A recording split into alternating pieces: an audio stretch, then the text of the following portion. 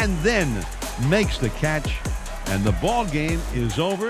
The Giants have won their third in a row in spite of the late thunder from the Orioles lineup, and the Giants have a 6-3 win over the Orioles. Here's your host, Bill Lasky. Welcome into a Friday edition of Sports Phone KNBR. And the Giants left San Francisco with two shutouts. They beat the Philadelphia Phillies on Tuesday 6-0. They had 6 runs, 12 hits in that game. They backed it up on Wednesday, a day game, winning that game 5-0. Another shutout, 5 runs, 9 hits, and a 2-game win streak as they travel over to the east coast of Baltimore to play the Orioles at KNBR.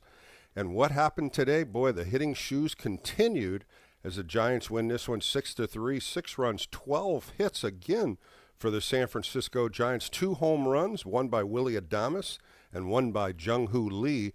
Some offense production, and you got to look at right down the middle of the order, the designated hitter, Casey Schmidt. 3 doubles in a row, 1 in the 4th, 1 in the 5th, and 1 in the 7th.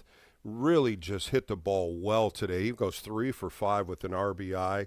But it all started with Landon Roop going on the hill, and he was dazzling.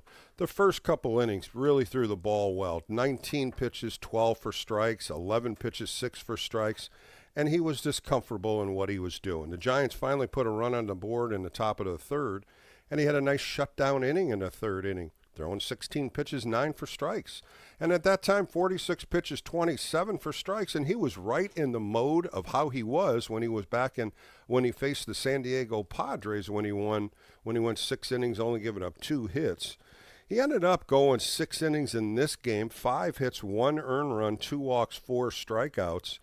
And the last inning, his 6th inning, had a nice 1-2-3 inning, 10 pitches, 5 for strikes.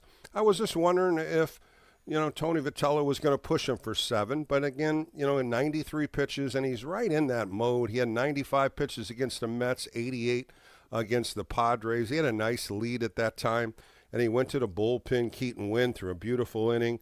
J.T. Brubaker got in trouble with a couple walks. Matt Gage comes in, throws 2 pitches, gets out of it. And Blake Tidwell gets the 9th inning, gives up a home run to Gunnar Henderson, one of the best hitters they have in the Orioles. But the Giants had a nice lead and end up pulling this one 6-3. I go back to Landon Roop, and just again, the sinker, the curveball, and the changeup and the cutter is 4 big pitches that he really divided up nicely again. And this is what we're starting to see out of Landon Roop. We saw it earlier in the year last year before a little elbow injury, and then, of course, he got hit in San Diego. But you look at what he did, 42 sinkers, and that's his movement, of course, into a righty, away to a lefty. The ball has a nice, crisp movement on it, about 93 to 90 miles an hour, and that's kind of where you want to do it. You get more movement on it. The curveball, he threw 26 times, a nice off-speed curveball, 78 miles an hour, and he really threw a couple real good ones. And when you look at Pete Alonso, he struck out twice on the curveball and then got a ground ball to second base on the curveball. He really had his number. And one of those times, the first time at bat, he was 3-0 and came back. Also in the 5th inning, he went 3-0 on him, got him a ground ball. He went 3-0 on 5 hitters, and 2 of them were against Alonso. Only one of them hurt him with a walk. But again, the compliment to Landon Roop, the changeup 11 times, the cutter 13 times.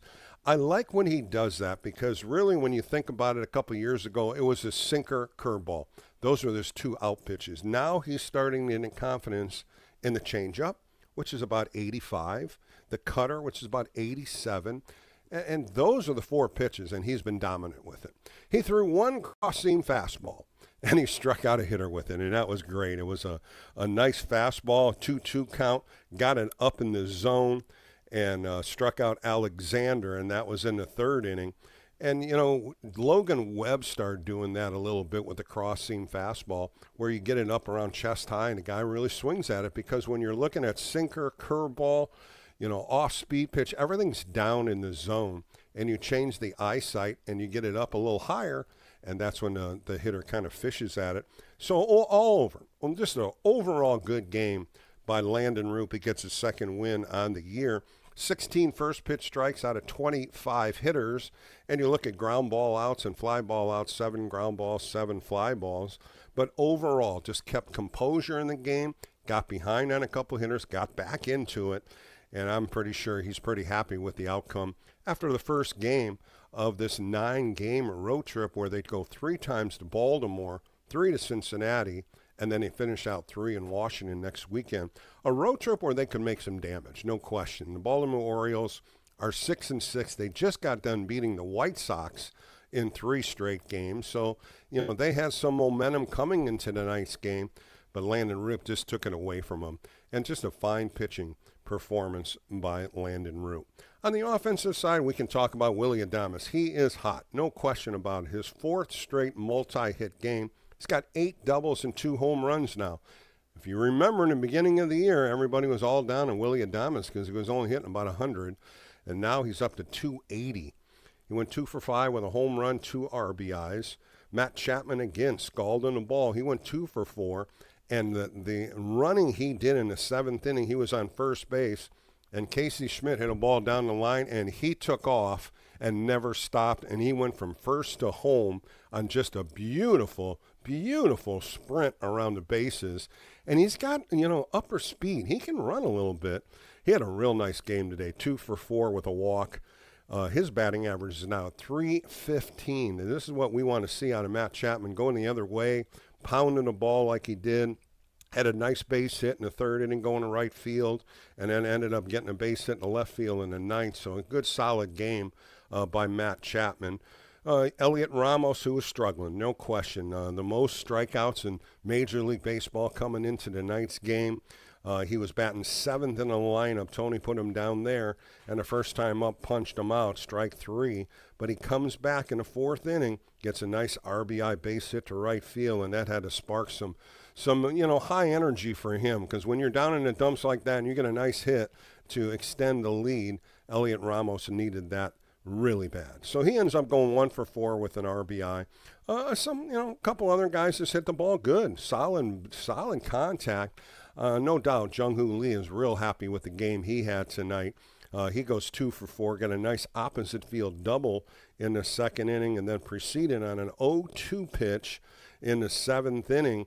A cutter in his hands, and he didn't miss it. He smoked it out to right field, 361 feet. He goes 2 for 4 with 2 RBIs. So all in all, a good winning streak by the San Francisco Giants. 3-game winning streak right now, with Logan Webb on the hill tomorrow. First pitch at 4:15 right here on KNBR. I'm Bill Lasky. We're going to take a quick break. 415-808-KNBR. Let's get some phone calls going. Let's talk some Giants baseball as they are turning it around. The Giants are now 6-8 on the season, and they got 7 more on the road trip. We'll be right back on KNBR, the sports leader.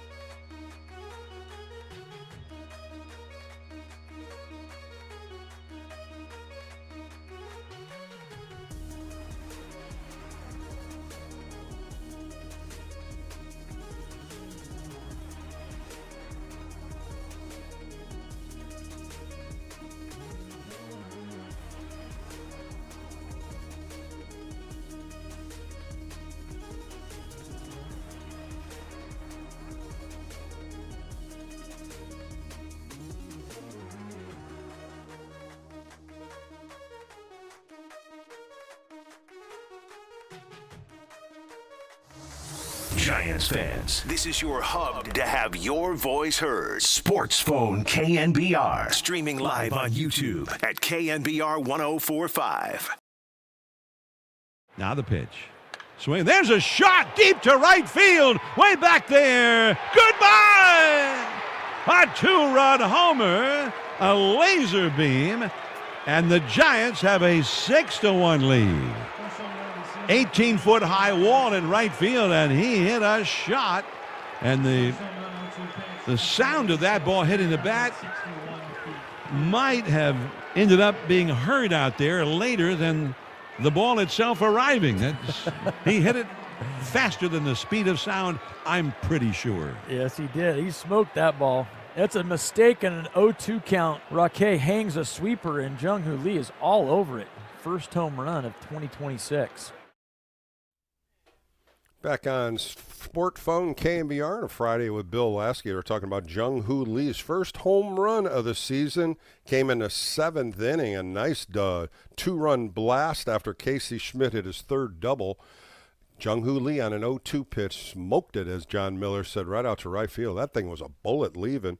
Willie Adames hit one in the third inning on a 3-2 pitch, a cutter that was up by Baz, and he hit the hell out of that ball, too. He smoked that ball 402 feet to right center field. It was a cutter up, and that was his second home run. But Willie Adames getting hot. He was 6 for 12 in that three-game series against the Phillies today, 2 for 5. So you're looking at 8 for 17, and that's pretty damn good in 4 games. Arise was 5 for 10 in that Phillies series. He took an 0 for 3 today, but he got 2 walks, and he got on base. He's playing a really solid second base. I don't know, fans, if you're really watching this day to day, but I'm watching him, and his hands, his quickness, his throws, really, really showing off what Ron Washington did for him in spring training to get him comfortable playing second base. And then Matt Chapman. 6 for 12 in that Phillies series. He goes 2 for 4 today. He's 8 for 16. Whew, that's some hitting. And I think that's what the Giants needed to turn this around. In the beginning, you've heard me say this. I've said many times I feel the Giants can score 3, 4, 5 runs a game. And within the last 3 games, they're starting to get comfortable, and they're starting to get good at bats. And I love their adjustment, what they did today. The first time around, they didn't swing a lot. They were not aggressive.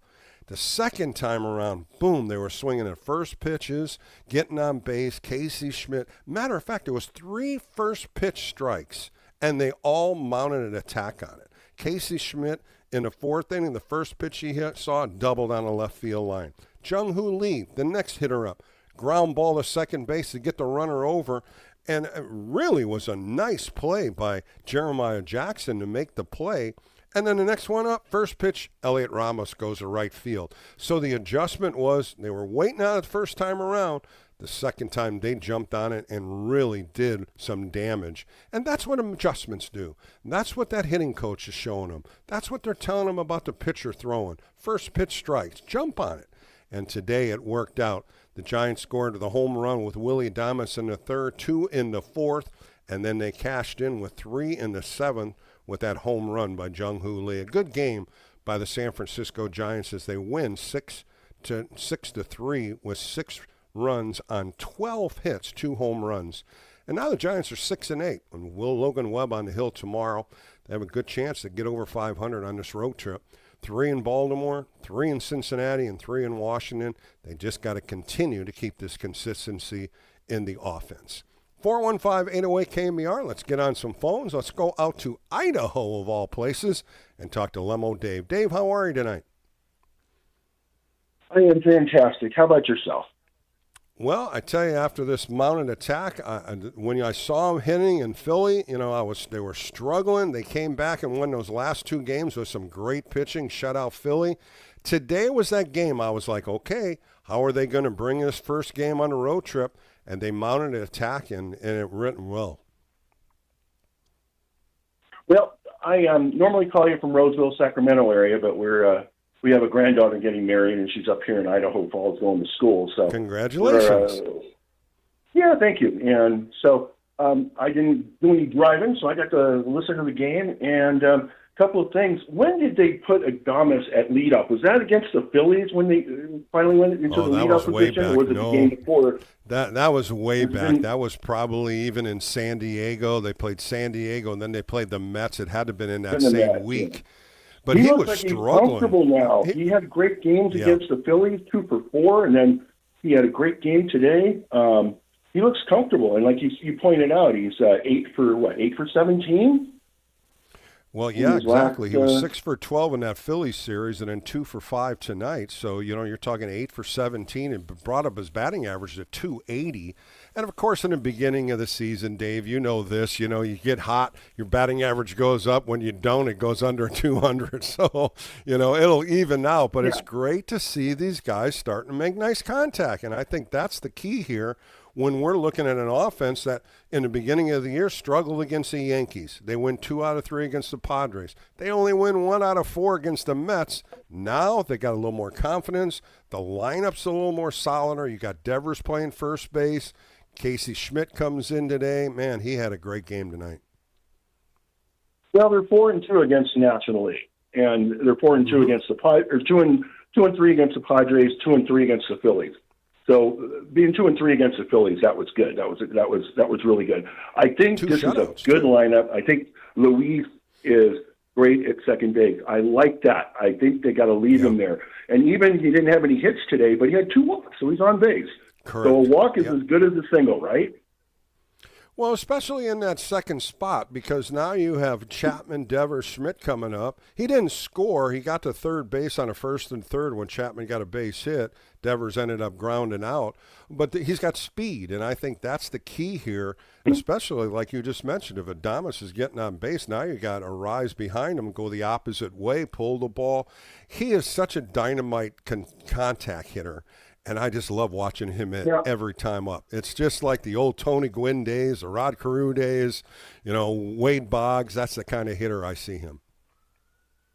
I think if Casey Schmidt gets enough at bats, I think he's going to have a breakout year. He's batting a solid 280 right now. And 333 after today, my friend.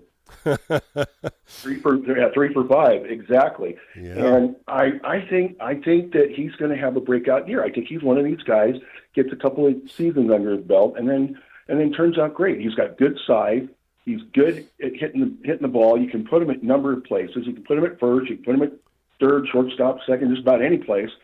And he's coming up with some hits, and I think he's feeling comfortable knowing that he's going to get some ABs. The one thing I wanted to say, Dave, is they really put pressure on him in the beginning of the year to play first base.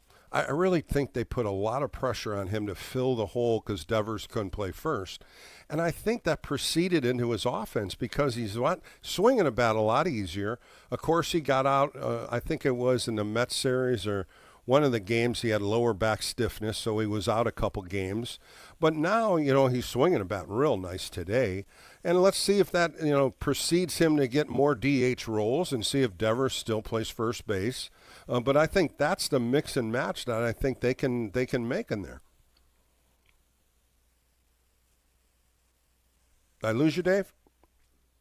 All right, let's go to Will in San. I'd like to see Jung-Hoo needs to get rolling. Nice home run today, nice double today. So we'll find out, Dave. But, yeah, thanks for the call. Have a great time up in Idaho. Let's go to Will in San Francisco. Will, you're on a late-night sports phone KNBR. How are you? Good. Good to talk to you. It's been a long time. I got to tell you, Bill, I was wanting to call a couple times last year, and I'm kind of glad I didn't because I thought the Giants were going to take off, There were just these few moments where they were hitting the ball, and when they hit the ball, it's like baseball nirvana. It's just like I think they could play with anybody, Yeah, the strikeouts were, Will, and that's the key. The strikeouts were mounting, double-digit strikeouts. Guys were just swinging through the ball, guys taking big swings. Now, of course, we see that. But, you got to go the opposite way. Just like you said, you got to put the ball in play. And you can, but you don't have to pull everything. You can use the opposite field. They did it in spring training. I raved about it. But the first 2 weeks, they didn't do it. It was like 2 different hitting teams. But now, slowly getting into it, We're 14 games into the season. They're getting a little more relaxed. I said this after the Phillies series. I said, get on a road trip, fellas. Get on a road trip. Get that clubhouse rolling because you're away from family. You're away from distractions. Now you build that consistency in that clubhouse, and that's where you get this team to get 10, 12, 15 hits because everybody's more relaxed and you depend on the guy behind you.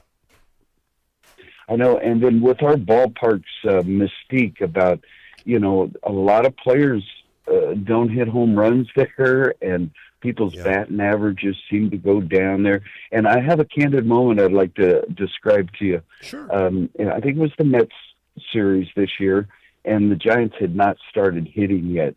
And it was just when Arise knocked in, I think, the first run of the homestand.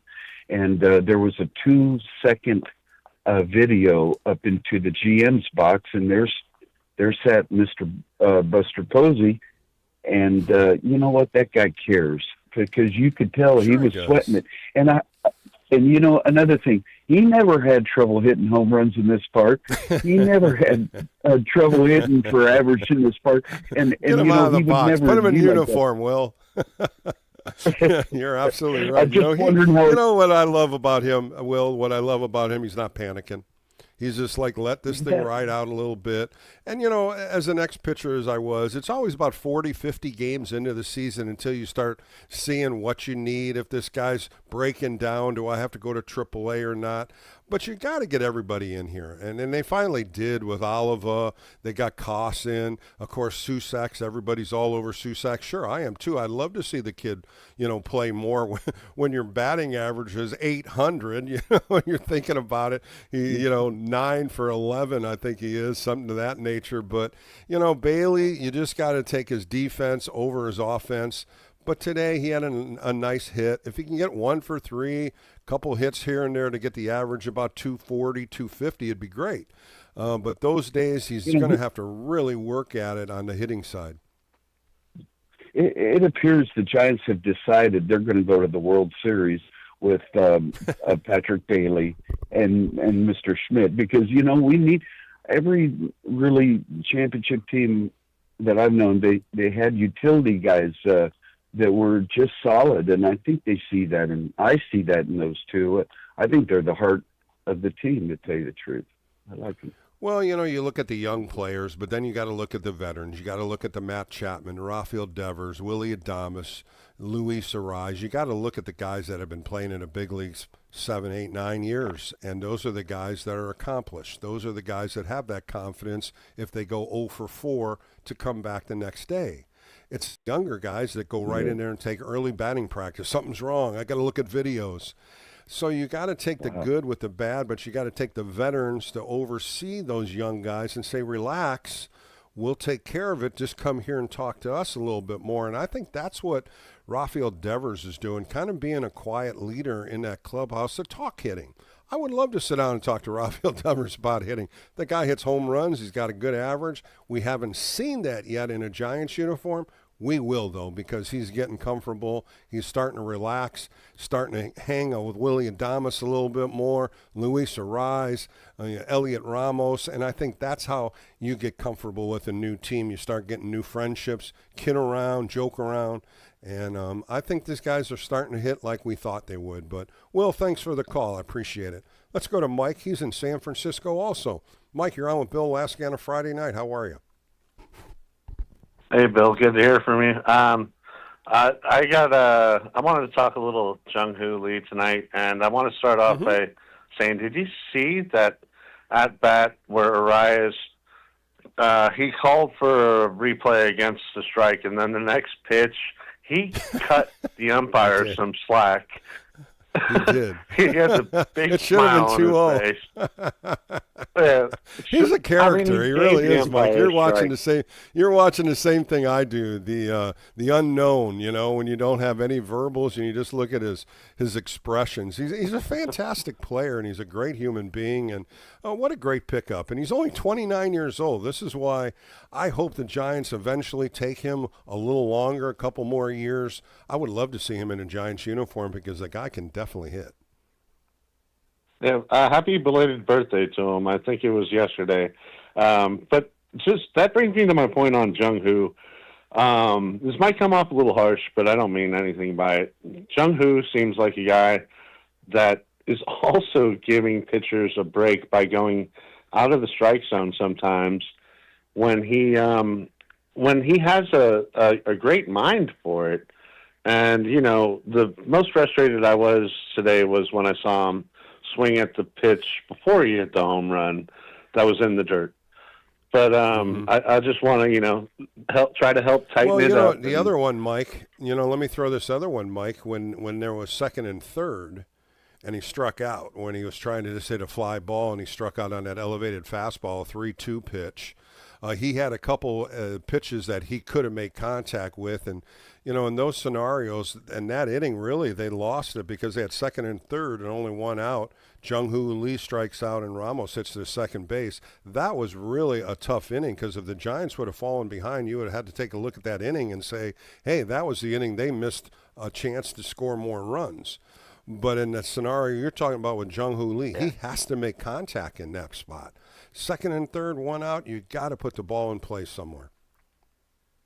Absolutely. I thought it was a tough pitch for him. He has this kind of thing where he lifts the bat to his chin and, on the high fastball and kind of has an awkward cut in that situation. I heard a friend talking about that today, but no big deal. Casey Schmidt's 6 for his last 6, Bill. I'll leave you with that. Mm-hmm. Well, he made the last out, though. He made the last out. He struck out in the second. Was 6 for his last 6. No, he wasn't. He struck out in the second and he got 3 doubles. We'll leave it as that, Mike. Let's leave it with 3 doubles in a row. I like that more than anything. All right, let's go out to Hayward and talk to Rick. Rick, you're on Sports Phone with Bill. How are you tonight? Well, I'm doing a lot better this Friday than I was after the game last Friday, that's for sure. I mean, I'm right there with you. That was a tough weekend against the Mets.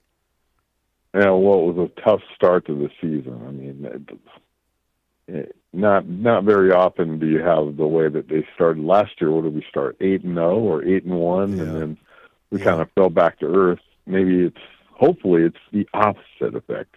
This year we start off bad and we kind of Rick, I think the 2 shutouts. When you shut out the Phillies for 2 games in a row, and of course you get 6 runs on 12 hits one game, 5 runs and 9 hits on the other. I really thought that was a confidence builder, and I really felt the pitching staff needed it. The hitters hit the ball well. They won 2 games to end that homestand. They take the series from the Phillies. And like I said earlier, this was the game I was really wondering how they were going to come out on this road trip. Were they going to go back and score 1 run or no runs? But they didn't. And the second time around, and hitting as well as I do, the second time around, they were aggressive. And they were aggressive at the first pitch. And that's what I want to see them do more. Did you hear Casey Schmidt's post-game comments on Apple? No. He actually said that they had a real. Oh, okay, he said that they actually had a very good scouting report on the pitcher, and that was, in his opinion, the reason why they were able to do so good that second turnaround. Because the guy came out and he was throwing that cutter he has on the first pitch, and they were tattooing. Unbelievable, and he was striking out guys left and right on it. I mean, he could have told the hitter, I'm throwing a cutter, and they still missed it because the movement on that pitch was unbelievable. It was right down the middle. The next thing you know, it was off the corner to a right-hander, on the outside corner. He had great movement on it, but he went too much to it, and they started seeing it, and he started getting that ball up, and that's where they made good contact. He had a real nice curveball today, too. I mean, that thing, the knuckle curveball had a nice snap on it.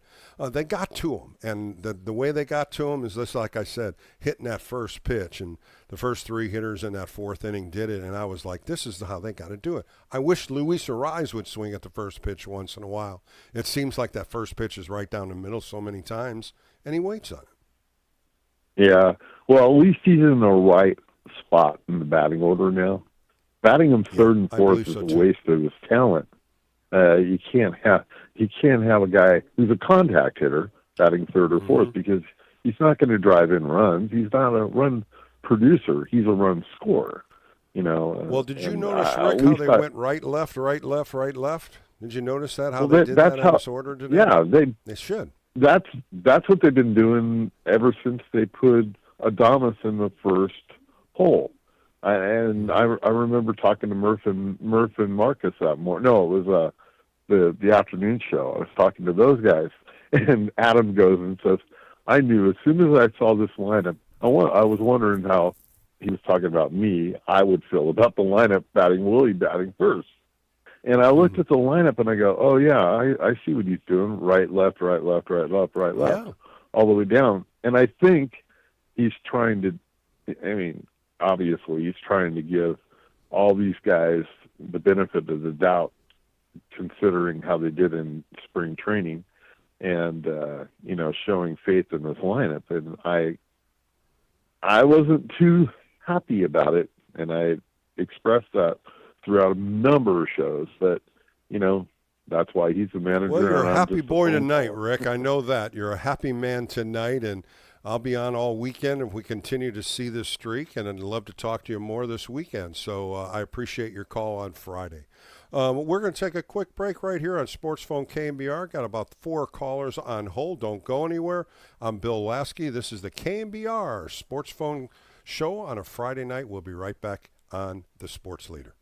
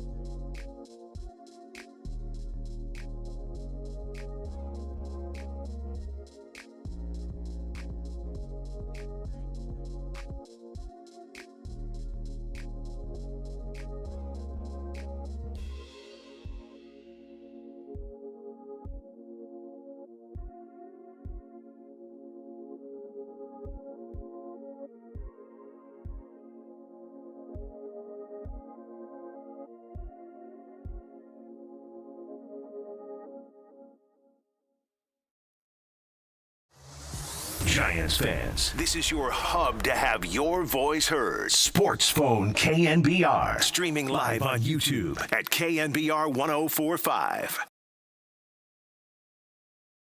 No, I'd look Cutter right here if Willie and try to go the other way.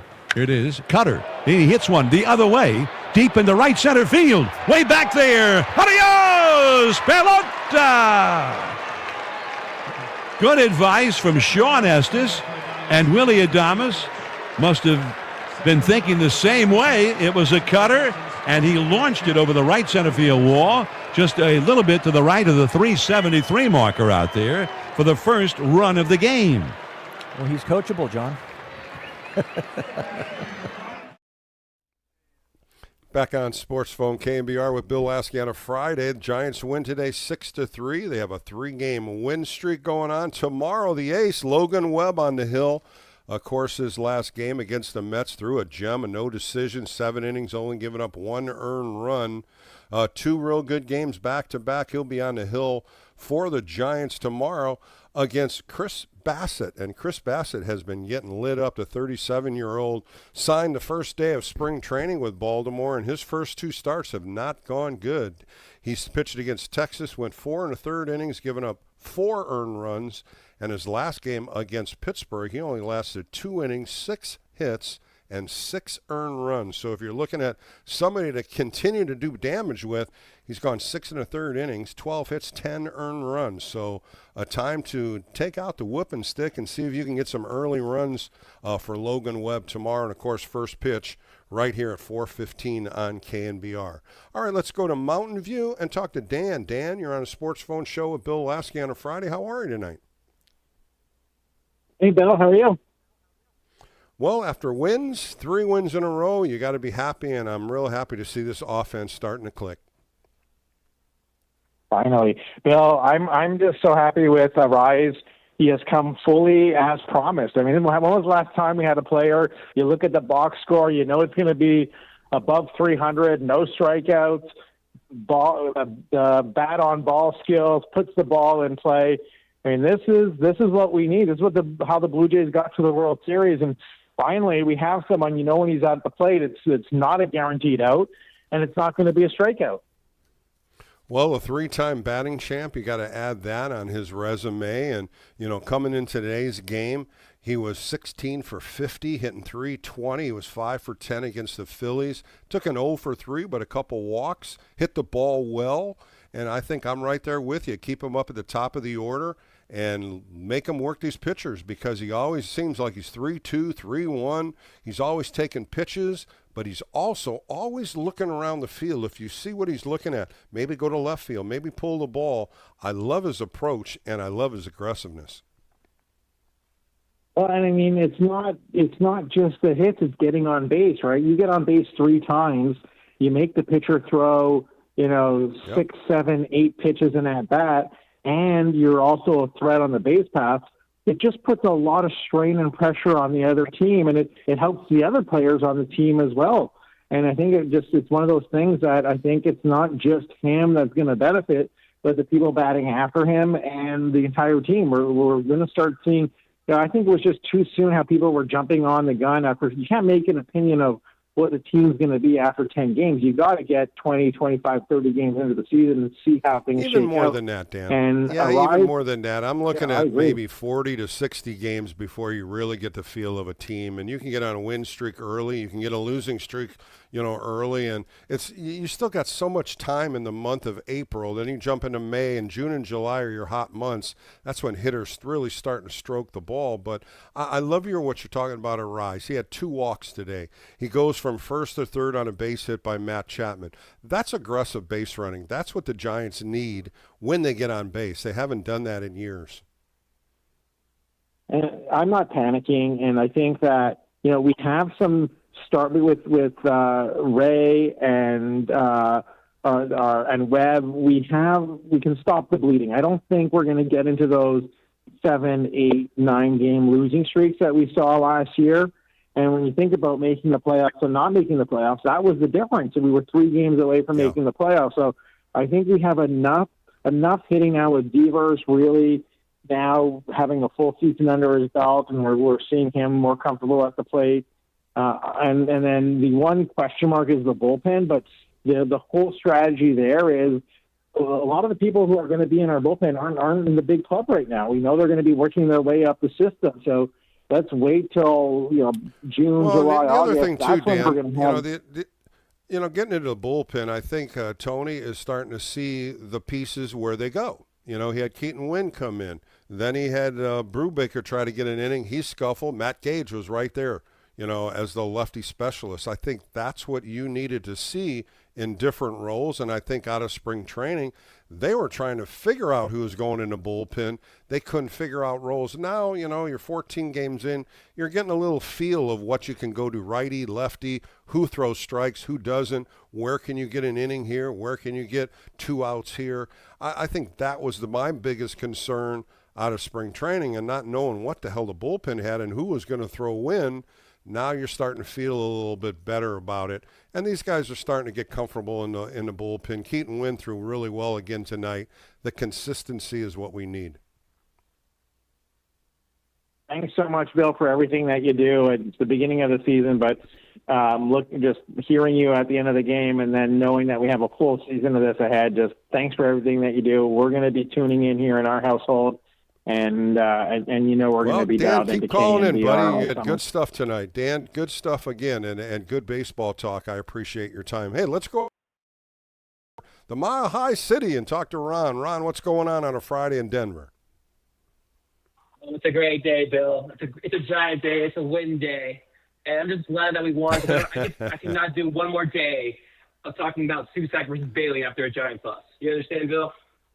Always the worst. I understand. I'm right there with you. I was a little disappointed, too. I think we all were. And now you're starting to see a little more light. You're starting to see these guys hit a little bit better. And, you always talk about this, Ron. Look at the back of a baseball card. You'll see some averages. You'll see some hits. And you'll start seeing a little bit more of the subject matter. And, I played professional baseball for 13 years. And the back of a baseball card tells you a lot. Yeah, it definitely does. But I know all the callers so far have been talking about the hitting. I do want to give credit to our star pitcher. And it's not going to be a career highlight for him, right? He won't be looking back at the start as a great one, as a top 10 start of his career. But Roop looked good today. It was a very solid blue-collar, bring your lunch pail to work kind of start. And it was good. And, that's what we need in the – I love Landon. I'm a big Landon Roop fan, Ron. Yeah, no, I love him too. I hope he does well. I know he's had some injury problems, but, if he's consistent, he's a workhorse, I think we'll be good. And I know I was going to talk about the bullpen, so the last caller just stole a little bit of my thunder there. But, yeah, I still don't think we have a good – we don't have a solution for the closer. I still think we should be concerned. But, it's positive days Friday. It's a Friday. It's positive vibes. Don't need to talk about it today. All in all, a good Giants, good win. Can't complain too much. Jung-Ho Lee, hopefully this is the start of something great for him. Loved his at that, outside the strikeout. But all in all, just excited about it. And, I'm hoping this road trip will solve a lot of things for us. It's a little concerning that they hit better on the road so far than at home, but, it's early in the season, Bill. What can we do? The big thing, Ron, I think all of us kind of went back a little bit when we saw this whole team, they couldn't hit. And usually you only have a couple guys and 9 hitters that don't hit, but you had all 9 of them like that. And I think that was the concern about the offense because you just didn't know what the hell was happening. One guy would 0 for 4, the next guy 0 for 3. And it just didn't open up any doors for any offense, and the pitchers started being tight on the zone. And the pitching, I thought the starting pitching, I think, is going to be fine. The bullpen's starting to get the mix and match. But the hitting now is starting to get contagious. What Casey Schmidt did today, man, that just opened my eyes up. This kid can hit. He got away from it. I think I said it on an earlier caller. I think playing first base, it was more defense in his mind, and he just didn't break away from that. Today, boy, his swings were beautiful. I want to see more of that out of him. Yeah, absolutely beautiful. And one more thing before I go, Bill. You've played for 13 years. We've seen the Giants have produce great first basemen. Will Clark, J.T. Still growing up, Brandon Belt. Can we get somebody that can play first base? Every time there's a ball in the infield, I have a heart attack, a mini heart attack going on. Just get someone to catch the ball. Tell him, Watts, it's just first base. How hard can it be? I wish I could tell you that answer, but I think we're stuck with what you got. And, you're going to take his bat over his glove. And he's working at it, though, Ron. I'm telling you, him and Ron Washington are working every day. It's a different position for him. It's a different way to play on the field. Don't forget he was always a third baseman. The ball comes at you quicker. The angles are different. And he's got a bigger glove he's got to figure out how to use. Yeah, just use all of it. Yeah, exactly. It's 13 inches out there. Use all of it you can. Use your size. Have a good one, Bill. Thanks for taking my call. Ron, thanks for the call. Be safe in Denver. Let's go to South City and talk to John. John, the Giants win a 3-game win streak. What'd you think of the Giants so far? Hey, Bill. First of all, how's it going? Well, it's so much easier to do post games when they win. It's harder to do it when they lose because you're trying to figure out what went right, what went wrong. And like the last caller, I just think the offense, everybody started slow. Now you're starting to see them come out of it a little bit better. And I think the lineup now, you're starting to see a little more flow in the lineup. I said it earlier, right, left, right, left, right, left. I love that idea. The bottom of the order just has to produce a little bit more. Bill, I absolutely agree with you on that one, by the way. And I want to give kudos to Atlanta Group, who pitched much better today. Who kept the ball down low, kept, getting ground out, strikeouts. And I'm not sure how many strikeouts Atlanta Group had. I think it was, 5 or 6? He had 4. He had 4. No, he had 4. Punched out Pete Alonso twice after he fell behind 3-0, came back with a curveball and punched him out in the first inning, struck him out again with a curveball in the third inning, went 3-0 on him again in the fifth inning and got him to ground out again. I mean, he handled Alonso with breaking balls, but you're absolutely right. He really split up his pitch selection. He looked strong today the whole game. And also, I want to give kudos to Casey Smith, who, man, goodness, the bat. I mean, take a look at the bat. He was hitting the ball everywhere today, Bill. Talking about having a double and I believe a single as 3 well. doubles in a row, all down the left field line. Yeah. Yeah, and give credit to Devers, everybody in the lineup. Devers, Chapman, Bailey, Jung-Ho Lee going yard, and Willie Adames going yard as well. Give credit to everybody. I agree. And I think, John, were you a little, thinking about the first game of a 9-game road trip? You get the day off after you win 2 games. That first game always tells me if you got concentration, are you comfortable going into Camden Yards? You got a new team to play. It's always the first game I always look at as how the team's going to react. Today, they nicely. I agree on that one, Bill. I mean, I know the big question, if you go on the road, especially for 9 games, how do you get ready for that? That's number one. And number 2 is how do you get mentally prepared for that? When you go to Baltimore, Cincinnati, and Washington, D.C., it's not going to be you have to start winning games on the road. That's the key as well.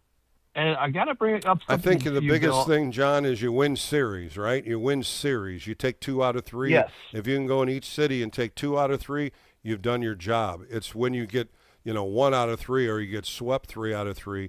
And these 3 teams, Baltimore, Cincinnati, and Washington, they're all teams that they can play good baseball with and win series. And I really feel that. You're absolutely right, Bill. Bill, there's something I really want to bring up. It's the closer role. We've seen Walker close. We've seen Miller close. We also seen Tidwell close. Who do you think is going to be the actual closer for the Giants at this time? I think you hit it right on the head. I think it's going to be Ryan Walker or Eric Miller right now. I think that's the 2 guys that they're kind of circling to get that last 3 outs. I really believe that's their theory until something else comes around. Tidwell, he got in for an inning today. He ended up throwing. I think he's a good middle guy in the 6th, 7th, 8th inning. Matt Gage is now pushing himself into a left-handed role in that 6th, 7th, 8th inning. He's been dynamite so far this year. And then you start looking at Keaton Wynn. Where does he fall in? If Keaton Wynn, that 7th and 8th inning too, he's just got to throw strikes. If Keaton Wynn can throw strikes with that splitter and fastball, look what he did today and dominate an inning. Absolutely, Bill. And Bill, there's one more thing I want to talk about. The prospects are heating up in Sacramento. Do we expect to see anybody get called up yet, or is this just too early to call right now? Yeah, too soon. It's too soon. I mean, they're just starting their season. There's nothing here that needs to be changed yet. I think what you're going to see is I keep throwing to 40, 50, 60 games. That's when you're really going to see where your holes are and if they need to change anybody. Of course, injury's always going to change a player getting moved. But right now, this team is just starting to feel it. You got bench players that haven't really played that much. When you look at Christian Koss, you look at Oliva. I mean, those two guys need to get some at-bats. Susak will probably play on Sunday because they have a left-hand pitcher pitching. He will get in, 1 out of 3, maybe 2 out of 4. But, you're going to see Patrick Bailey back there more than anything. Yeah. Let me just say about Susak, Bill, he's been great. I mean, he's been great. His hitting stance is phenomenal. When they I like it too. Talk about the game against the Mets. He went having 4 singles in that game on Thursday night. He put on a show at Oracle Park. You know what's great about him, John, and I keep talking about it, so many shows about going the opposite way, and that's the best kind of hitters because those are the hardest hitters to get out. When a guy sees the ball coming in the zone a little longer and then goes the opposite way, he's done it so much. He did it so well in spring training. He continues to shoot that ball out to right center field. And, of course, we all know Buster Posey's patented hit was always that base hit to right center. That's what I love about his approach. He's calm, collective. He understands what he has to do. And right now, for a young catcher, he's doing everything and more than what Buster Posey thought he would do. No doubt. Bill, good talking to you. Good Giants win. I'll talk to you tomorrow if the Giants win tomorrow, okay? Thanks, John. Thanks for the warning. All right. Let's go up to Portland and talk to my buddy Greg. Greg, you're on a Sports Phone Friday with Bill Lasky. How are you, buddy? Hi, Bill. Good How to are you? hear you. It was a good night to call in, so I did it. You did it. Nice Thank win. you for calling on a Friday night. How's the weather up in Portland? Are you getting rain like we are? Not terribly different from the Bay. We got rain. We got a lot of rain coming in this showers weekend. moving Good in. time for the Giants to get out of here. We're actually a little bit warmer than San Francisco by a few degrees. It's been quite warm, but we got thunderstorms rolling in right now, and yeah, we got them tomorrow on Sunday. It's trying to crazy rain weather, right but so my dogs don't like rain, so that's the only problem when rain comes. Well, they're trending right. So Talk to me, Greg. Tell me what you got on your mind. Yeah, I called talk baseball, not weather. First off, I was so glad they got Arias when I saw that. I just said great pickup, and he's going to be he is a good one, and he's going to be a good one. He's going to really help the team, and something we've needed. And the guy's he's money. He's hard to get out. And I'm glad he's playing second base. He wants to play second base, and so far, Greg, I think he's played exceptional second base. Turning double plays, going into hole. Yep. Today he had a double clutch because Devers was short getting to the bag, but he still kept composure and threw it over there nicely. Going out to the outfield, making some nice catches. I'm really impressed with his defense so far. I am too, and I've been talking to you for enough now that that I really don't care how good of a hitter you are as much as what kind of a baseball player are you. Are you fundamentally sound? Can you play defense? Can you run the base paths? Can you avoid what you've been hearing me say this forever? Boy, he checks all those boxes, doesn't he, Greg? He does indeed, and yes. So I'm pleased about him. I was also pleased about this game tonight. You've been talking about getting off on the right foot on a road trip, and they've done that. It appears.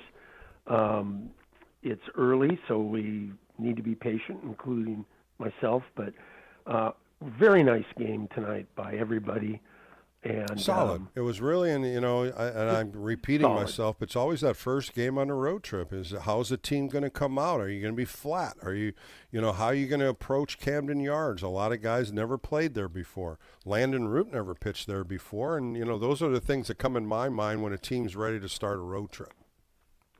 There you are. Now, I wanted to comment about Patrick Bailey. You know how I'm devoted to the catching position. I think we've got quite a body of work now with him, and we need to understand that he's never going to be a good hitter. He just isn't. But he's a good catcher, and I'm old-fashioned. I come from the time when we transitioned from catchers being your worst hitter, average-wise, to now we expect you to be like, these pretty boys that hit, but they can't block a pass ball. They can't throw a guy out. They don't, guys like Sanchez, guys like, on and on and on. And so I, as a fan that likes to think he's a little bit knowledgeable about the game, especially catching, I don't want to hear about Bailey, not hitting. Greg, it'd be nice. I mean, he really worked hard at it in spring training, and I still believe he can be a 220, 230 hitter if he just makes contact. There's too many rollovers, There's just too many rollovers, and that's kind of what I look at with him. If he's going to be a left-hand hitter, stay left-handed. I don't think he can switch hit. And now that you have Susak in there as a right-hand hitter, just tell him to hit left-handed. Just stay left-handed and work on being a left-hand hitter. And that makes him so much better if he just works on one side of the plate. I'll never forget what Chili Davis told me as one of the best switch hitters. A good switch hitting hitter has the right eye. When you're left-handed, the right eye is the most powerful eye. When you're a right-hand hitter, the left eye is the most powerful eye. And you have to work those edges to be a good switch hitter. It's difficult to do that. If you can just stand in front of a mirror and look out your right eye, batting left-handed, and then go right-handed and look out your left eye, you'll understand what I'm saying. It's too hard to have both eyes working that quick, especially when you're seeing 100-mile-an-hour fastballs. I don't think he's a good switch hitter. I never did.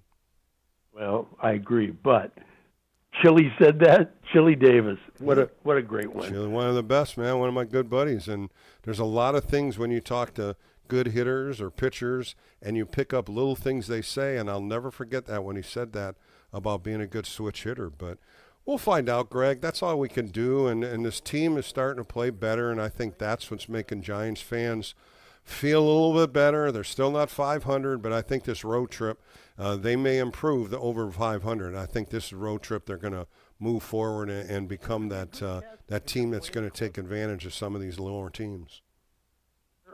Looking for better times and good test for them. They're going to be playing teams that they ought to be able to hang with, but they got to play good. Well, Greg, thanks for the call. Greg. It's always great hearing your voice, and I'm sure I will talk more as the season goes on. But thanks for your time tonight. Let's go to Galt and talk to Gene. Gene, you're on a sports phone with Bill Lasky. How are you tonight? I am wonderful. I just left a River Cats game. I watched the Giants on Apple TV. I'm not a fan. I am not a fan. Of Apple I don't think TV. there's too many fans that are Apple TV fans. They want to see NBC Bay Area. They want to see Kruk and Kipes, just like I do. And when they flip them, now you got a Fox game tomorrow. So you can always hear the best announcers right here on KNBR, right, Gene? That's right. But, I also want to say, pick up where you left off on Bailey. If he can hit 225, I'd say he's an all-star. And he should just concentrate on – I think he should concentrate on what side of the plate he's best at and go. And not stop the switch hitting because he's not helping the team. So, do you remember when JT Snow was a switch hitter? Do you remember when JT was a switch hitter? And he finally just said, no, I'm just going to bat left-handed. And, man, his career just took off. And I always remember that because JT said, I want to switch hit, but I'm getting pounded as a right-hander. I love hitting left-handed. And, man, he just became one of the best hitters in baseball, and I love that move. I'm hoping that sometime Patrick Bailey does that. Yeah, I think somebody should tell him that. I think you as an ex-player should just, in conversation should bring it up, honestly. Because, you know what? I mean, everybody's going to have an opinion on that, and it's just too bad because he is a great catcher, period. Oh, fantastic. One of the best. Two-time Gold Glove winner. If he didn't have those Gold Gloves on, you would maybe question the move with Susac or maybe question the move of getting another catcher. But he solidifies the pitching staff. He makes those pitchers comfortable. He makes them confident. He puts signs down you very seldom see guys shake off. That is a good catcher, and you can't beat that from anybody else. And we always said this last year, you're taking the hitting, forget about it. You're taking the defense as the primary here, and that's what makes him that superior catcher. Yeah, and it's really, I think it's disingenuous for people to talk to our pitchers when they come out of a game how they felt about how Susac called a game, because honestly, he's not calling the game. He's catching. He's doing an admirable job, and I hope the kid sticks all year. I mean, I really do, but. I mean, Bailey's look at the last 2 wins. Gene, look at what he did with Robbie Ray. The veteran left-hander took 2 wins and caught both games, and Robbie Ray said, that kid knows what he's doing. He was very impressed how Susac just kept everything calm, just changed numbers when he thought differently, never even questioned it. That's what a good catcher, that's an understanding young catcher, learning from a veteran like Robbie Ray, a Cy Young winner. And when you get a Cy Young winner talking about a young catcher like that, that gives you so much more confidence. Well, I agree with you about 90% of that, but there's still something I'm a little. I don't think he's got the ability to carry a team for the whole year. So that's just my opinion. Not yet. But no, I'm not even there yet. I would never say that, but I would like to see him play a little bit more, a couple games a week, more than that if there's lefties out there. You just got to keep showing him some times where he can pinch hit maybe or come in for defense or something to bring him into the game a little bit more to understand parts of the game better. I don't like the way Tony is using his bench at all. I think it's really a detriment to the team. And also, I think Devers is going to be a better first baseman than people think. I think he's got all those tools, and I think he's going to come around and be really good by midseason. We'll find out. But, Gene, I loved what you said. The team is gelling. The team is getting better. You're believing in each other. And I keep looking at this 9-game road trip, and I think this is a road trip. They're going to turn this around and really get over 500. These 3 teams are beatable. These 3 teams right now are in the grasp to get W's, and they just got to continue to keep hitting. And I think, Gene, we're going to find how this team can turn this around and be over 500. Absolutely. Also, Woody said to say hi to everybody out there. I talked to him tonight at the ball game. So, what a great guy. Well, I appreciate that. Yeah, he is. But thanks, Gene, for the call. I'm glad you went and saw the River Cats. That's a great ballpark to watch and a good team right there. But thanks again for calling, and I appreciate your time. All right, we're going to take a quick break. Bring my buddy on, Jeff Young. Of course, he does a lot of things around the Foghorn, writes for the Giants. Love talking baseball with him. He's coming up next right here on Sports Phone KNBR. No, I'd look Cutter right here if Willie and try to go the other way. Here it is, Cutter.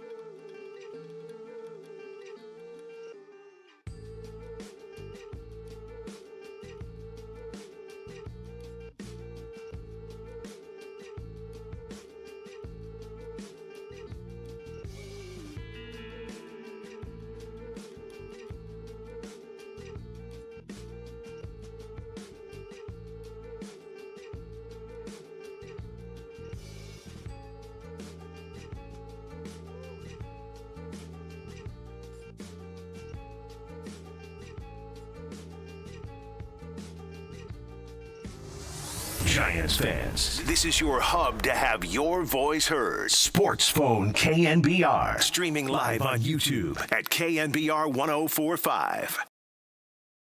The pitch to him. Swing, line drive down the left field line. Fair ball. Over the head of the third baseman, Alexander, going into the left field corner. Coming to third, Chapman. He's going to be waved home by Borg. Here comes the relay from Gunnar Henderson. Slide, save!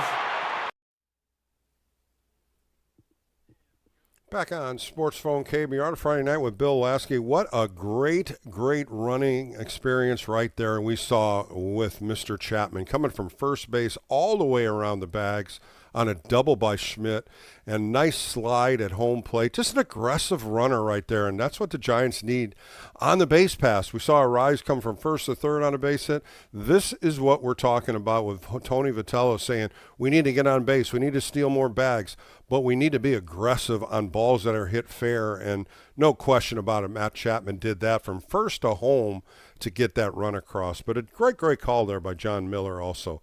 All right, coming up right here, my good friend Jeff Young. Of course, you can read him on X Baseball Jeff #1. Does a great job, minor leagues as well as big leagues. Jeff, how are you on a Friday? Hey, Bill, I'm doing well. It's always good to chat after a Giants win. Makes it a whole lot easier. It's a little easier, yeah, simpler, and just good things about the whole game from the offense, the pitching, the defense was still solid.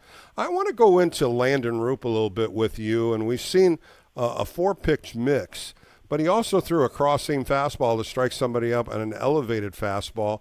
But the movement on his pitches today, did you think they were a little better on the corners, a couple times when he threw the curveball, and he really dominated on some of the hitters?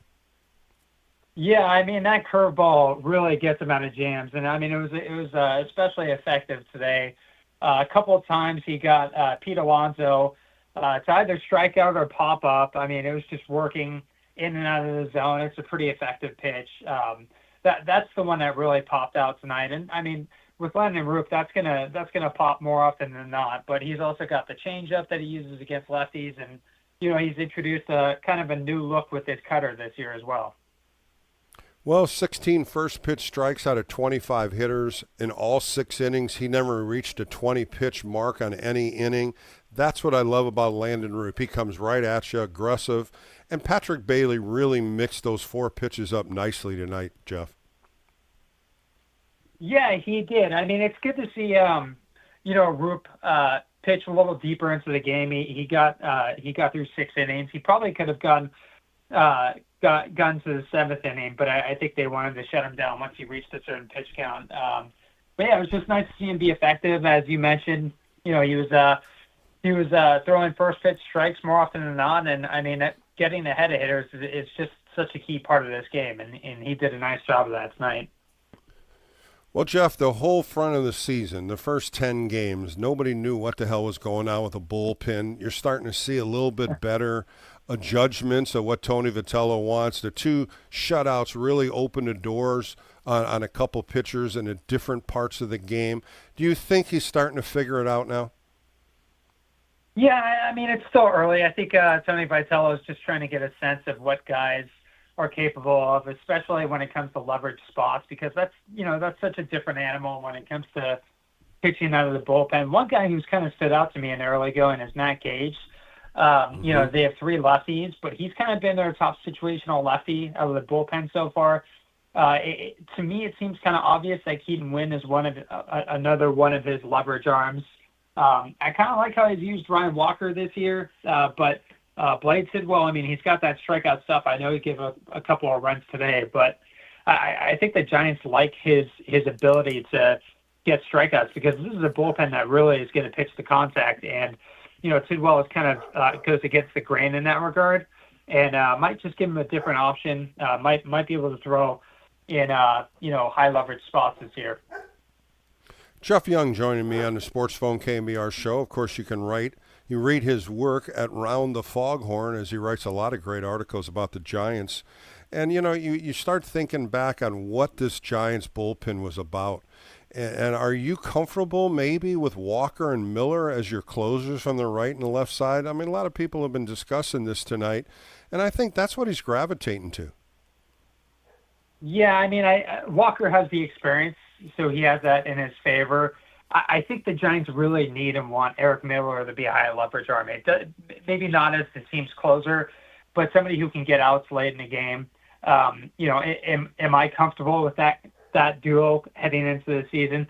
I think that I think the Giants would rather see, or I think the Giants probably want to see a couple other guys kind of pop up as well that they can rely on as leverage arms, just in case either of those guys falter. I mean, Walker has some experience. He's looked great at times. He's struggled at other times, but he's also pretty tough to hit as well. Jeff, when you look at the starting rotation, Robbie Ray, I think, has been pitched the most consistently. Tyler Mahle had just a great game against the Phillies. Adrian Hauser's another guy that's really throwing the ball consistently also. Landon Roop, Logan Webb today and tomorrow. Are you satisfied with these 5 starters so far in the beginning of the year? Yeah, I mean, the Giants have pretty good depth in their rotation right now. I mean, like they added Hauser and Tyler Mahle, and both of them were coming off of pretty good years in 2025. I think the length of the rotation was never a question, and I think it's how many starts are they going to get out of these guys? I mean, you look at Mahle and Hauser and Landon Roop, and like if they give you 25 starts apiece, I feel like the Giants are going to be in a good position. Of course, they're going to expect Webb and Ray to throw 30-plus starts, but just on paper, I mean, this could be a pretty decent unit, and so far, it's turning out that's turning out to be the case. Jeff, I'm going to jump away from the Giants and talk minor leaguers, and I got a few names I want to throw to you because you cover the minor leagues exceptional, and I want to talk about a couple guys. Johnny Level. I mean, he is just roping the ball in San Jose, 519 and 27 at-bats, 2 home runs, 9 RBIs. He's 19 years old as a shortstop. What do you think about this guy, young kid? Do you think he's going to stay in San Jose? Because in Eugene, you got another guy named Gavin Klein, the other shortstop at 22 years old? They are in depth with shortstops, and this is a good problem for the Giants. Yeah, I mean, if you look at the farm system, I think middle infielders are definitely the strength right now. I mean, just a couple of the guys you mentioned, Johnny Lovell and Gavin Keelan. There's a couple other guys, Joshua Gonzalez and Luis Hernandez, who are going to start the year in the Arizona Complex League. But Lovell's off to such a good start. And, to answer your question, is he going to stick the entire season in San Jose? My answer would be that the Giants are, last year they proved to be one of the more conservative teams with, moving prospects up the system. But, if you have a guy like Lovell who's in San Jose and batting, over 400 after 100 at-bats, you're probably going to want to get him a better challenge. So moving him up might make sense in that regard. But I don't think they're going to be moving anyone up extremely quickly after, 1 or 2 weeks. They're going to want them to kind of marinate and really excel at that level before they make a decision. But, like I said, if Lovell's, batting 400 after 100 at bats, it's like, well, he's kind of graduated from that level. So in that sense, I could see the Giants making a move to move him up to Eugene. Boy, when you look at the ages of him, you look at Level at 19, you look at Gonzalez and Hernandez, as you said, they're playing in extended spring training. They're 18, 19 years old. The depth in shortstop, as I said, is amazing. And the age of these young kids, it's just a happy smile when you start thinking about prospects. And those 3 that jump right at you, they're all shortstops. Yeah, it's a good problem to have. I think the guys you mentioned, Lovell, Gonzalez, Hernandez, they were all added through the international free agency channel. So, I think that's a testament to the work that the Giants are doing in that market and the success that they've had recently.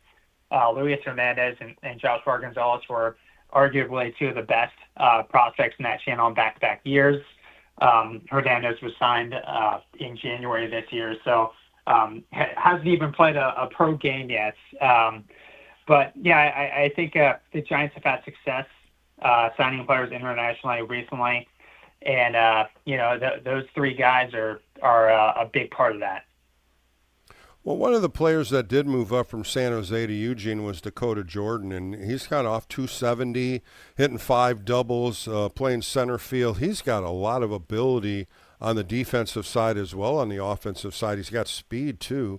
What do you think about him moving up, and what do you think he's going to be at, at the end of the year? Do you think he possibly could be in Richmond? He could be. I mean, it might depend on, it might come after the draft. They were really deliberate with him last year. They had him spend the entire year in San Jose, which for a college player may have been kind of beneath his competitive level from where he played in college, but he did a really nice job. He was nearly a Triple Crown winner in the California League. He's off to a nice start here. I think a couple of things stand out with Dakota Jordan is that he's really cleaned up some of his strikeout issues from his time at Mississippi State. And, he's a really good runner, but last year was really the first time that he allowed that to play on the bases. He was much more aggressive than he had been in college. And, those are just kind of the things you want to see. And he's a center fielder. He hits with power. He's very physically well built. There's just a lot of tools there with Jordan. Well, Jeff, I always state the best for last, right? And we're going to talk about Bryce Eldridge. 45 at-bats, hitting over 300. It seems like every ball he's hitting off the barrel of the bat over 100 miles an hour. Hitting the ball well this year for an average. The home runs, he's only got 1. But, boy, he is just nailing the ball every at-bat. What have you seen so far out of him? Yeah, I mean, he's really going to be forcing the Giants' hand if he keeps hitting the way that he is. And I think the Giants wouldn't have it any other way. That's what they want to see from him. The thing that stands out to me is just the swing decisions. When you look at things like chase rate, which means, how often is somebody swinging out of the strike zone, which is not something you want hitters to do. They're going to do it. They're human. It's a tough game. But he's really made an improvement this year so far in limiting that chase rate. And, that's good for him because it means he's swinging more at strikes. And that's something that he can leverage too because, he's not going to hit a home run every at bat. But if, pitchers are going to, pitchers are cognizant of the power that he has and they don't want to make a miss out in the middle of the zone. So, this is something that could lead to a pretty healthy walk rate. So, he's off to a nice start. He's 3 for 4 tonight. He's made a lot of hard contact. So he's just doing everything that you'd want to see from a prospect. And it wouldn't be surprising to see him be called up, probably before June. Jeff, when you look at that River Cat roster, is there any surprises? Is there anybody that you can talk about that maybe we have eyes on now? Yeah, there's a couple of guys who stand out right now. Victor Barracoto, who had a really nice spring. He's off to a really good start. And Jesus Rodriguez, multi-positional catcher, can play second base. They had him play a little bit of left field. Really good contact skills. He's off to a really nice start. And really anyone in that lineup is hitting the ball really well right now. A guy I like is second baseman Nate Furman. Very good contact skills. Another guy off to a really nice start with Sacramento. This looks like, it's early in the year, but this looks like it could be a really good roster right now. Well, when you look at the depth, and that's one thing Buster Posey always talked about when he got the job as president of baseball operations, he wanted to make depth everywhere. AAA, AA, single A. AA had a tough year last year. It seems like they got a good squad. They have depth when you start looking at extended spring training. Some young guys could possibly move up. Do you think this minor leagues is better now? Do you think it's getting better? Yeah, it's not something that's helped the Giants all that much over the past 15 years. But, I feel like the farm system is in the best position that it's been in for a good bit now. And, they have a lot of top-end talent. They have a lot of depth. They have a lot of guys who, there's just a lot of intriguing names when you start looking at all the rosters. There's a lot of future major leaguers there right now. Well, Jeff, it's always a pleasure talking to you. You cover the minor leagues so well, and like I tell people, if you go on X, follow Baseball Jeff #1. He'll give you what happens during the day, what happens the next day. You do a fabulous job, Jeff, and it's always a pleasure talking to you on KNBR. Oh, thanks for having me on, Bill. The pleasure is all mine. That was Jeff Young. We'll be right back with more right here on Sports Phone KNBR.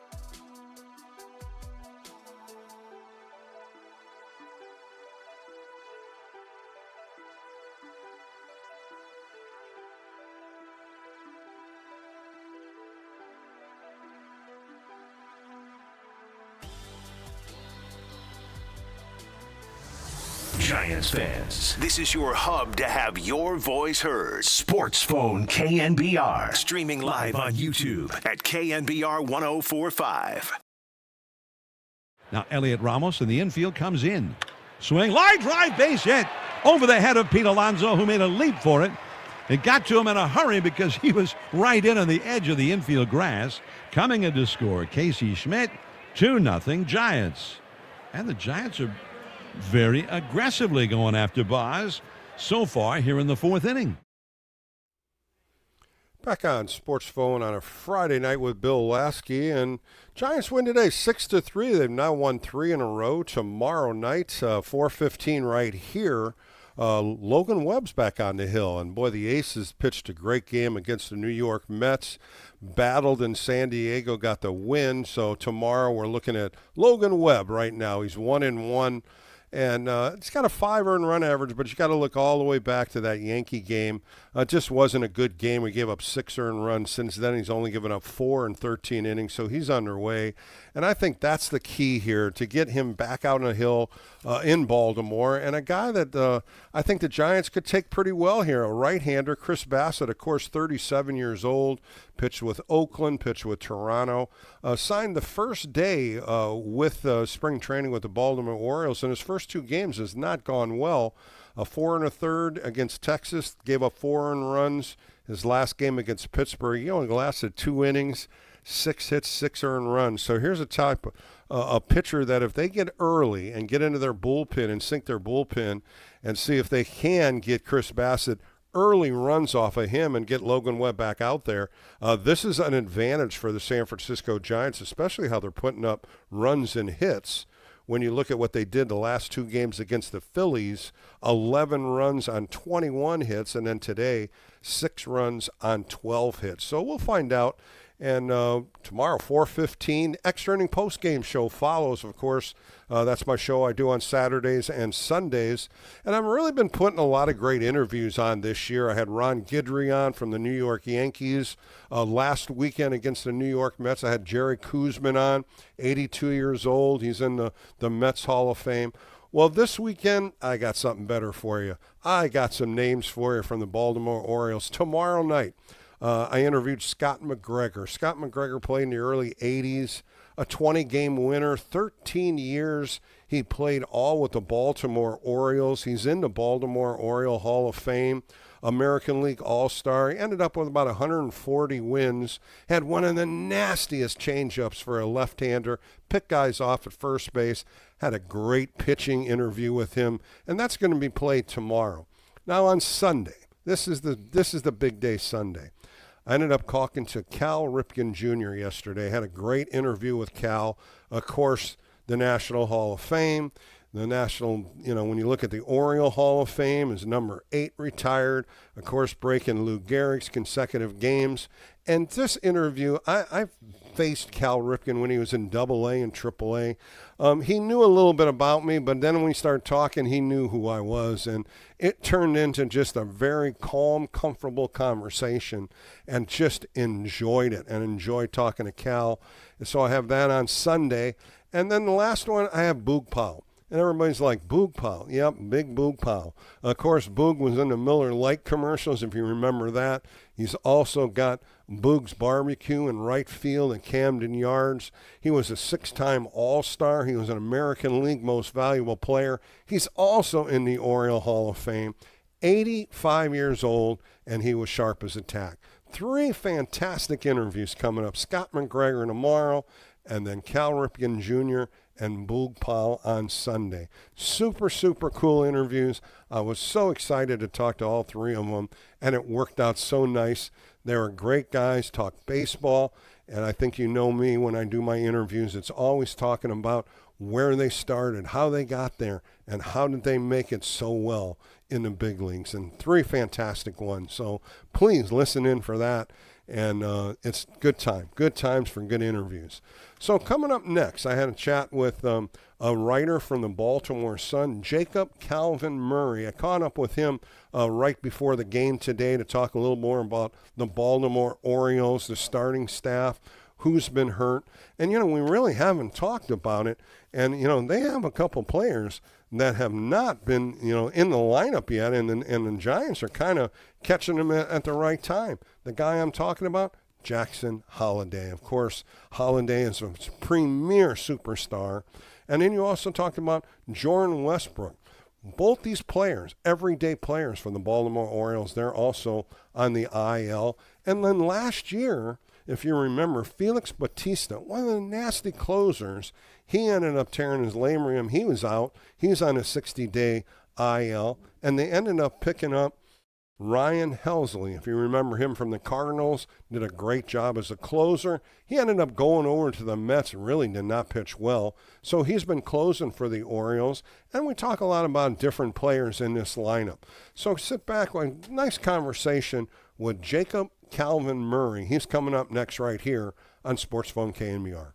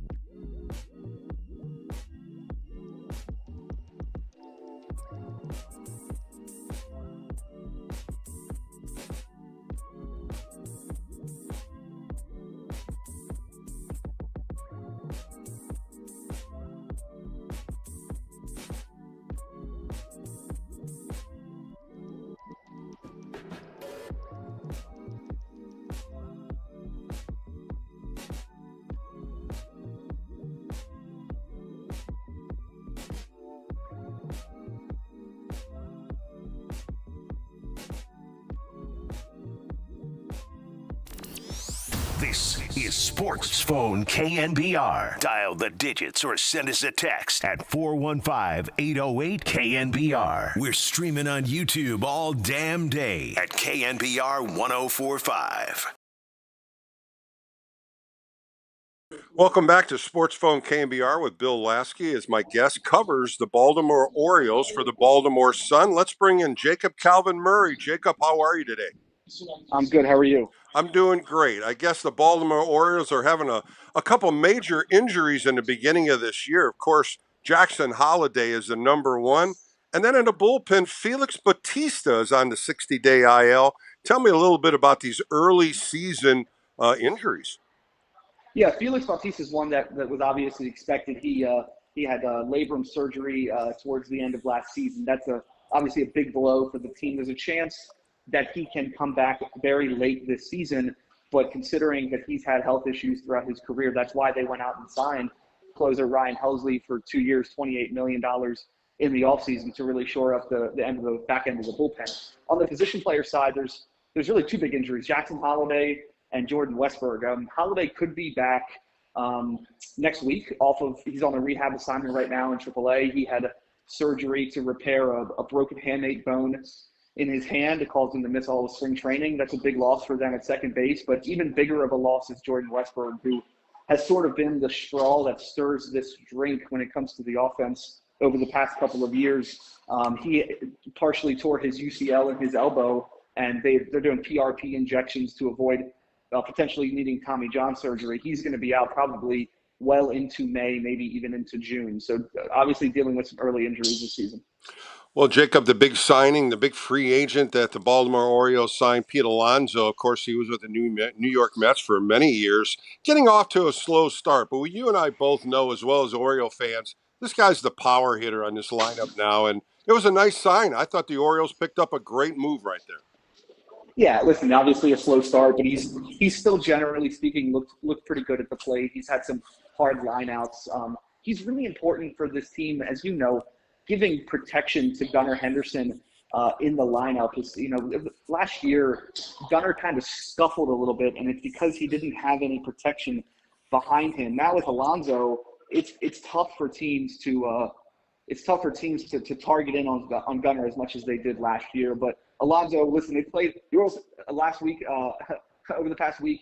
Played in Pittsburgh and in Chicago in mostly frigid temperatures. So you're not really going to see a ton of power numbers early in the season. But as it starts to warm up, I think Pete Alonso's bat's going to as well. No question there. That guy's got power, and he can go opposite way too, as well as going deep in left field. But let's stick with Gunnar Henderson, a great shortstop, having a great year last year and coming back this year. A slow start, but again, you're talking about teams that you're playing in the cold weather.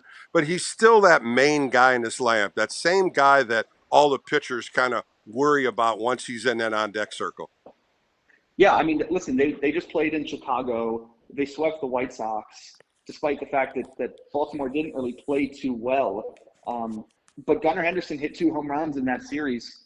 He arguably won them one of those games with his home run. The offense was really scuffling, and he came up with a clutch homer late in the game. And as you know, that your best players need to do that. They need to when the rest of the lineup isn't performing, your best players need to come through. And Gunnar Henderson did that for the most part in 23 and 24. And last year was a little bit of a down year, despite the fact that he was still an excellent player last year. He just took a small step back. And it looks like over the past few days he's kind of gotten back to the player that he was in 24 when he was a legitimate MVP candidate.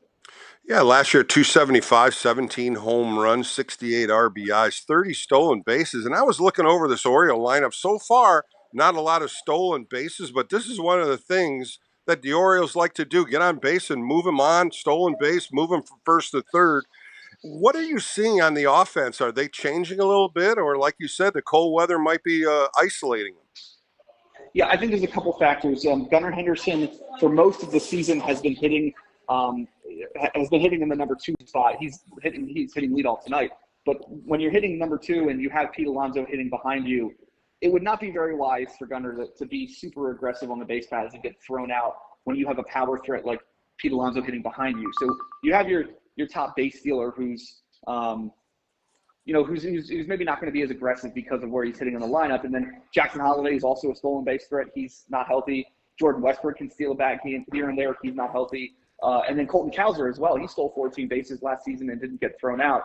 And Cowser just hasn't – he's gotten off to a slow start, really hasn't gotten on base a ton to steal any bases. My guess is that they will steal more bases as the season goes on, but right now they're being a little bit more cautious on the base paths. Jacob Calvin Murray from the Baltimore Sun joining me on Sports Phone KNBR. Of course, the manager changed. And when you look at Craig Albernes, he was also here under Gabe Kapler. But the bench coach also is Donnie Ecker, another one that wore the orange and black here in San Francisco. How has Craig changed the attitude in that clubhouse? Yeah, that's a great question. We actually just talked with Albie pregame and discussing the influence that his first job in the big leagues had on him in San Francisco and what he learned from coaching Buster Posey, right? This future Hall of Fame player, and what that was like, and what the imprint that left on him. And when he went to Cleveland, that's a team that not the most talented team in baseball. They've had some ups and downs over the past few years. They dealt with some really difficult things last season with Emmanuel Clase and everything going on with that team, but they always found a way in that clubhouse to really gel and come together. And players have said that Craig Albernes was a big part of that. We are seeing this team already sort of playing a little bit closer than maybe what they did last season. They got swept in Pittsburgh last weekend, and it was a really bad series. And last year that would have snowballed into another bad series. But after getting swept in Pittsburgh, they go and they sweep the White Sox in Chicago to sort of salvage the road trip. So I think we're starting to see what Craig's Albernes' presence is on this team through the early part of the season. Jacob, they helped their pitching coach from 2024, Drew French. Last year, the earned run averages were up a little bit, but his first year there, really solid how he changed the pitching staff. Of course, we talked a little bit about the injury to Batista, but the starting pitching is still solid. The bullpen still got some question marks. What have you seen out of him for the 2026 season? Has he changed anything with the pitching staff?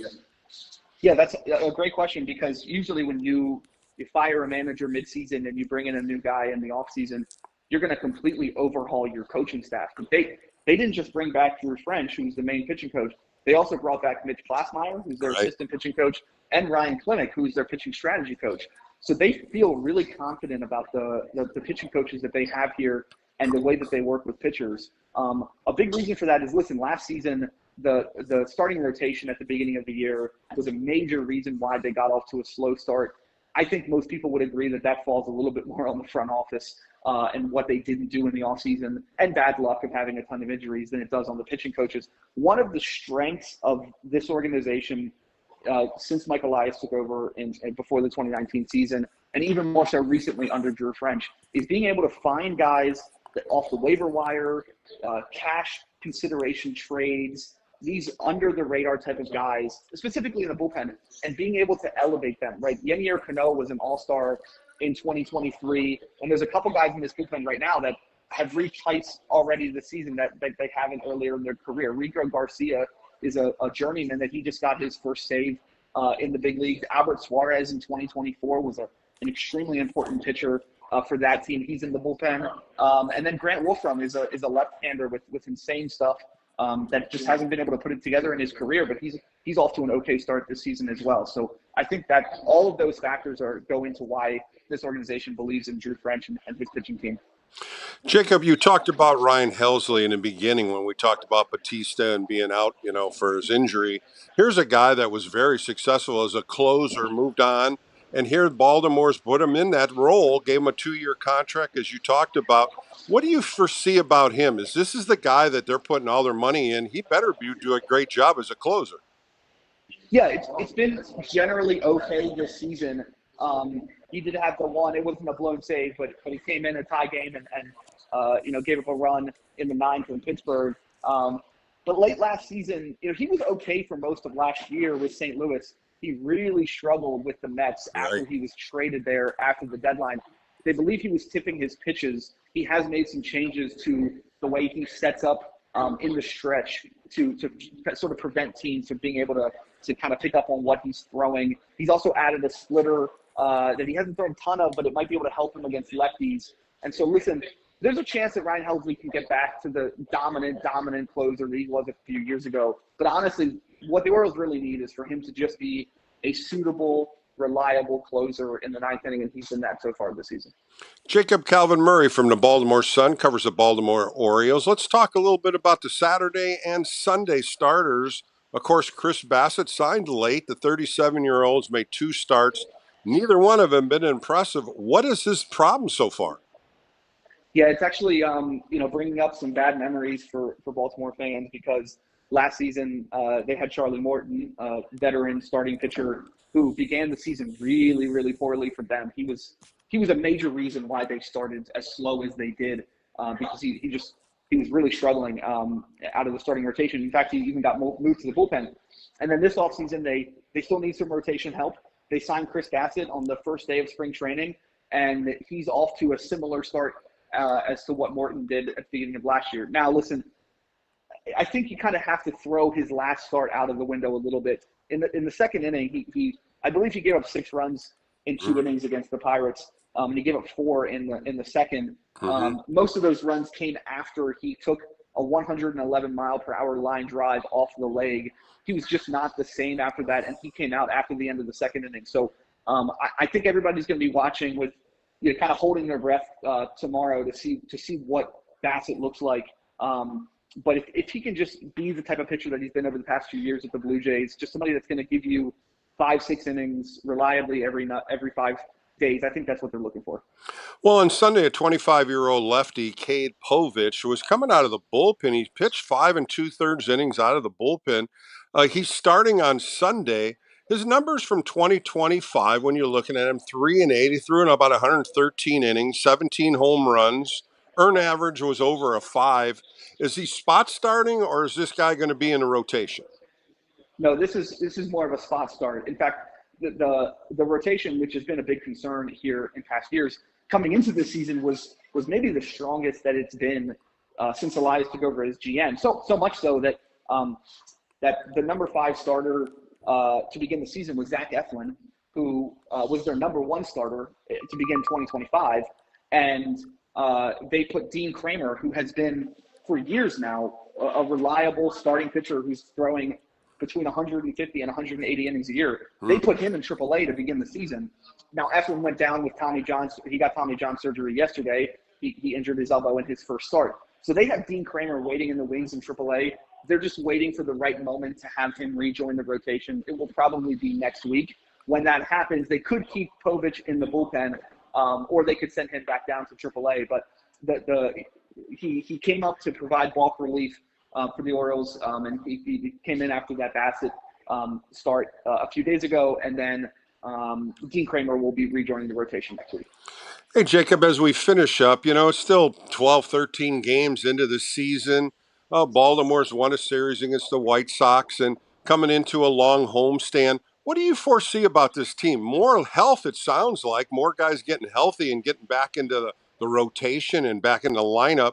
What are you foreseeing about this Oriole team for 2026? Yeah, it's a great question. Last season, I felt like going into the year that the team had sort of a wide range of potential outcomes. I could see why last year they would end up being a bad team, and they did sort of bottom out. They had only won 75 games. But I did also see the potential for them to be a really good team.